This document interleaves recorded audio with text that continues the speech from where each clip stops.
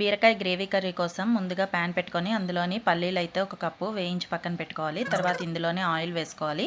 కాస్త జీలకర్ర ఆవాలు కూడా ఇందులోనే యాడ్ చేసుకొని ఒక తరిగిన ఉల్లిపాయ ముక్కలు కూడా ఇందులో యాడ్ చేసుకొని బాగా ఫ్రై చేసుకోవాలండి.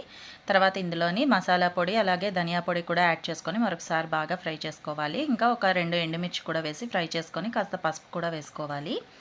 ఇలా అన్నీ వేసుకున్న తర్వాత ఇవి ఫ్రై చేసుకొని ముందుగా కట్ చేసి పెట్టుకున్న బీరకాయ ముక్కలు అయితే ఇందులో యాడ్ చేసేసి మరొకసారి బాగా కలిపేసుకోవాలి.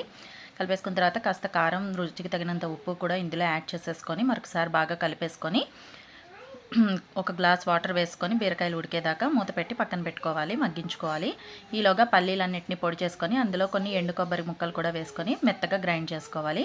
బీరకాయ ముక్కలన్నీ బాగా ఉడికిపోయిన తర్వాత ఇందులోని ఈ పల్లీ ముద్దంతా కూడా వేసి మరొకసారి బాగా కలుపుకోవాలి.